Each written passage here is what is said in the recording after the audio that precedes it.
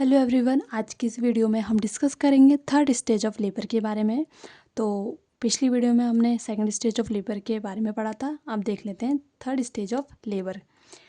ठीक है, तो थर्ड स्टेज ऑफ लेबर जो है वो स्टार्ट होता है आफ्टर डिलीवरी ऑफ फीटस और एंड होता है एक्सपल्जन ऑफ प्लेसेंटा, यानी कि फीटस की डिलीवरी के बाद और प्लेसेंटा के एक्सपल्जन तक का जो बीच का जो फेस आता है उसमें उसे हम थर्ड स्टेज ऑफ लेबर बोलते हैं। ठीक है, वो हमारे थर्ड स्टेज ऑफ लेबर के अंडर आता है। अगर हम ड्यूरेशन की बात करें तो इसका जो नॉर्मल ड्यूरेशन जो होता है वो 15 से 20 मिनट होता है इन बोथ कंडीशन, यानी कि अगर प्राइमरी ग्रेविडा है मदर है या मल्टी ग्रेविडा मदर है, दोनों कंडीशन में क्या है 15 से 20 मिनट तक का जो है ड्यूरेशन यहाँ पे देखने को मिलेगा प्लेसेंटा के एक्सपल्जन का। ठीक है, placenta is not expel out even after 30 minute of foetus delivery is known as a retained placenta, यानी कि यहाँ पे बोल रहे हैं अगर प्लेसेंटा एक्सपेल आउट नहीं होता है आफ्टर 30 मिनट, यानी कि 30 मिनट के अंदर अंदर अगर प्लेसेंटा एक्सपेल आउट नहीं होता है तो उस कंडीशन को रिटेन प्लेसेंटा कहा जाता है। ये one of the most common complication होती है थर्ड स्टेज ऑफ लेबर की।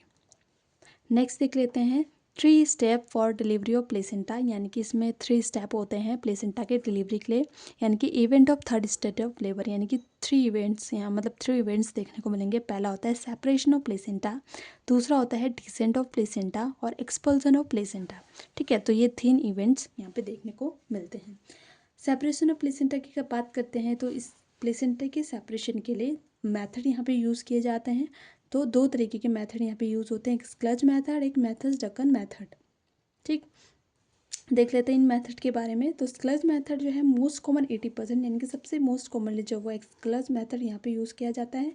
और मैथ्यूज डंकन मेथड जो होता है लेस कॉमन, यानी कि 20% देखने को मिलता है। सेपरेशन, इसमें जो सेपरेशन होता है प्लेसेंटा वो कैसे कैसे होता है, तो separation of placenta first centre then peripheral, यानी कि पहले सेंटर से उसको रिमूव करते हैं, सेपरेट करते हैं और देन पेरिफेरल करते हैं। जबकि जो मैथड डंकन मेथड है इसमें पहले पेरिफेरली यहाँ पे किया जाता है, प्लेसेंटा को सेपरेट किया जाता है देन सेंटर से। इसमें रेट्रो प्लेसेंटल क्लॉट फॉर्मेशन देखने को मिलता है, जबकि इसमें कोई रेट्रो प्लेसेंटल क्लॉट फॉर्मेशन देखने को नहीं मिलता है। इसमें शाइनी पार्ट पहले यहाँ पे बाहर आता है और इसमें dark red part first come out, यानी कि पहले डार्क रेड कलर का पार्ट यहाँ पे बाहर आता है और यहाँ पे इसमें कम ब्लीडिंग देखने को मिलती है। तो ये 2 मेथड हैं जो कि मोस्ट इंपॉर्टेंट है गवर्नमेंट पर्पज़ के लिए भी। नेक्स्ट देख लेते हैं हमारा मैनेजमेंट ऑफ रिटेन प्लेसेंटा। तो सबसे पहले देख लेते हैं कि किस वजह से रिटेन प्लेसेंटा देखने को मिल सकता है। तो पहला है प्लेसेंटा इज नॉट सेपरेटेड, अगर प्लेसेंटा ही सेपरेट नहीं हो रखा है तो प्लेसेंटा बाहर ही नहीं आएगा और जब वो 30 मिनट के अंदर तक बाहर नहीं आएगा तो उसको रिटेन प्लेसेंटा कहा जाता है। ठीक है, तो इसके वजह से हो सकता है कि प्लेसेंटा ही सेपरेट नहीं हुआ हो, या फुल बोल सकते हैं कि अगर placenta is separated but not expel out, यानी कि प्लेसेंटा या तो सेपरेट हो चुका है बट एक्सपेल आउट नहीं हो पा रहा है। तो इन 2 कंडीशन के वजह से रिटेन प्लेसेंटा देखने को मिलता है। अगर हम नॉर्मली बात करें तो प्लेसेंटा सेपरेशन के इंडिकेशंस क्या क्या है, कि हमें कैसे पता चलेगा कि प्लेसेंटा सेपरेट हो चुका है। तो 3 थिंग्स है यहाँ पे। लेंथनिंग ऑफ कोट, यानी कि कोट की जो लेंथ है वो हमें ज़्यादा देखने को मिलेगी। गश ऑफ ब्लड, यानी कि sudden blood flow through the vagina, बहुत ज़्यादा एकदम से जो है ब्लड फ्लो देखने को मिलेगा। और ग्लोबुलर शेप्ड यूट्रस, यानी कि जो यूट्रस का शेप है वो ग्लोबुलर शेप का हो जाएगा। तो ये 3 पॉइंट्स है जो कि इंडिकेट करता है कि प्लेसेंटा का सेपरेशन हो चुका है, जो कि मोस्ट इंपॉर्टेंट है फॉर द गवर्नमेंट पर्पज़ के लिए। ठीक है, गवर्नमेंट एग्जामिनेशन के लिए पूछे जाते हैं बहुत बार। ठीक है, नेक्स्ट देख लेते हैं अगर प्लेसेंटा सेपरेट हो चुका है बट एक्सपेल आउट नहीं हो पा रहा है तो जनरली 2 मेथड का यहाँ पे यूज़ किया जाता है। पहला होता है फंडल प्रेशर, दूसरा होता है control cord traction. Fundal pressure में क्या करते हैं, तो फंडस के ऊपर हम प्रेशर अप्लाई करते हैं। तो किस तरीके से कौन से डायरेक्शन में प्रेशर करना है, तो डायरेक्शन जो होता है वो फोर्स डाउनवर्ड की तरफ एंड बैकवर्ड की तरफ यहाँ पे प्रेशर अप्लाई करते हैं। कंट्रोल कॉन्ट्रैक्शन में क्या करते हैं, तो यहाँ पे सिम्फाइसिस प्यूबिस के ऊपर प्रेशर अप्लाई करते हैं और यहाँ पे जो प्रेशर यहाँ पे डायरेक्शन जो होता है वो upward and backward by other hand generally pull the pressure, यानी कि अब एक हाथ से क्या करेंगे प्रेशर अप्लाई करते हैं अपवर्ड एंड बैकवर्ड की तरफ और दूसरे हाथ से हम जेंटली क्या करते हैं धीरे धीरे प्लेसेंटा को पुल आउट करते हैं। तो इन 2 मेथड के थ्रू हम क्या कर सकते हैं, अगर प्लेसेंटा सेपरेट हो चुका है बट एक्सपेल आउट नहीं हो पा रहा है तो उस ये 2 जो मेथड हो गए, ये मेथड हम कब अप्लाई करते हैं, अगर प्लेसेंटा तो सेपरेट हो चुका है बट क्या है वो एक्सपेल आउट नहीं हो पा रहा है तो उस कंडीशन में ये 2 मेथड यहाँ पे यूज़ किया जाता है। ठीक है। नेक्स्ट देख लेते हैं, if placenta is not separated than delivery. अभी हमने क्या बोला था कि अगर प्लेसेंटा सेपरेट हो जाता है, ठीक है, बट एक्सपेल आउट नहीं होता, तो वो दो मेथड यानी कि फंडल प्रेशर और कंट्रोल कॉन्ट्रैक्शन यहाँ पे परफॉर्म करते हैं। बट अगर प्लेसेंटा ही सेपरेट नहीं हो पाया है तो उस कंडीशन में हम यहाँ पे किसके थ्रू करते हैं, तो manual removal of placenta under general anaesthesia, यानी कि मैनुअली यहाँ पे हम रिमूव करते हैं प्लेसेंटा को। तो इसमें अंडर द जनरल एनेस्थीसिया, तो सबसे पहले क्या करते हैं, तो इंजेक्शन देते हैं थियोपेंटल सोडियम 4 to 5 mg पर kg के हिसाब से हम यहाँ पे फीमेल को देंगे।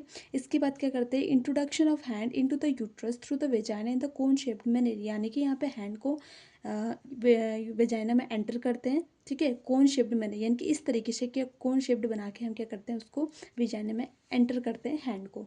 इसके बाद वेंट्रल सरफेस ऑफ हैंड का जो वेंट्रल सरफेस है वो टूवर्ड्स द यूट्राइन कैविटी होता है, यानी कि ये वाला सरफेस, और जो डॉर्सल सरफेस है वो हमारा यूट्राइन वॉल की तरफ को होता है। उसके बाद क्या करते हैं, slicing movement of finger to separate the placenta. इस तरीके से क्या है, स्लाइसिंग मूवमेंट किया जाता है और इससे प्लेसेंटा को सेपरेट किया जाता है। बाय द अदर हैंड, दूसरे हैंड से धीरे धीरे क्या करते हैं, अम्बिलिकल कॉर्ड को धीरे धीरे पुल आउट करते हैं, प्लेसेंटा की डिलीवरी करवाते हैं, ठीक है। धीरे धीरे पुल आउट करने के बाद फिर क्या करते हैं, तो injection ergometrine 0.5 mg, injection methergine 0.2 mg, IM/IV given to the stop bleeding, ये हम देते हैं ताकि ब्लीडिंग स्टॉप हो। After that removal of hand, उसके बाद जो हमने हैंड अंदर डाला था उसको हम धीरे धीरे निकालते हैं जब ये इंजेक्शन हम दे देते हैं, क्योंकि इससे ब्लीडिंग के चांसेस बढ़ सकते हैं अगर हमने पहले ही निकाल दिए बिना इंजेक्शन के। तो इसलिए सबसे पहले ये एर्गोमेट्रिन और मेथार्जिन यहाँ पे पेशेंट फीमेल को दिया जाता है, उसके बाद यहाँ पे हैंड को रिमूव किया जाता है। तो इस तरीके से यहाँ पे प्लेसेंटा का सेपरेशन किया जाता है, ठीक है। नेक्स्ट देख लेते हैं, इन केस ऑफ एक्सेसिव, अब क्या होगा कि प्लेसेंटा तो डिलीवर हो गया, उसके बाद हो सकता है एक्सेसिव ब्लीडिंग देखने को मिल सकती है जिसको PPH बोलते हैं, ठीक है। तो इसमें क्या करते थे, active management of third stage of labour यहाँ पे परफॉर्म किया जाता है। इसके क्या क्या कंपोनेंट है, सबसे पहले तो use of uterine tonic drugs, अगर बहुत ज़्यादा एक्सेसिव ब्लीडिंग हो रही है तो यूट्राइन टॉनिक ड्रग्स यूज़ करते हैं। दूसरा, placenta of placenta by control contraction, यहाँ पे प्लेसेंटा को डिलीवर करते हैं by control contraction. Delay cord cutting करेंगे, ठीक है, क्लैंपिंग 1 to 3 मिनट रखेंगे ताकि कॉर्ड कटिंग डिले कर सके। और intermediate assessment of uterine umbilical cord and uterine massage, तो यहाँ पे क्या करेंगे, धीरे धीरे क्या असेसमेंट करते हैं, ठीक है। According to new guidelines uterine massage is not longer part of active management of third stage, तो यूट्राइन मसाज जो है वो अब नई गाइडलाइंस के अकॉर्डिंग हटा दिया गया है थर्ड स्टेज ऑफ लेबर से, ठीक है। मैनेजमेंट क्या है थर्ड स्टेज ऑफ लेबर का, तो जब प्लेसेंटा निकलता है तो हमें उसे एग्जामिन करना है क्योंकि उसमें कॉटिलिडन होते हैं, ठीक है, तो उसको प्रॉपर काउंटिंग करनी होती है, एक भी अंतर नहीं छूटना चाहिए, ठीक है। तो उसको काउंटिंग करते हैं, तो मतलब प्लेसेंटा का एग्जामिनेशन मतलब वही कॉटिलिडन को प्रॉपर काउंट करना है। और active management of third stage of labour, क्योंकि ब्लीडिंग देखने को मिलती है तो इस तरीके से हमें मैनेजमेंट करना है, जो हमने ये अभी पढ़ा। ये था हमारा third stage of labour. Fourth stage of labour में सिर्फ ऑब्जर्वेशन स्टेज हम इसको बोल सकते हैं 1 to 4 आवर्स की, ठीक है। इसमें असेस करते हैं BP, एग्जांपल जैसे BP, pulse, temperature, respiration every 15 minute up to 2 hours of delivery, यानी कि डिलीवरी के 2 घंटे तक तो एवरी 15 मिनट यानी कि 15 मिनट में BP, pulse, respiration, temperature assess करना होता है।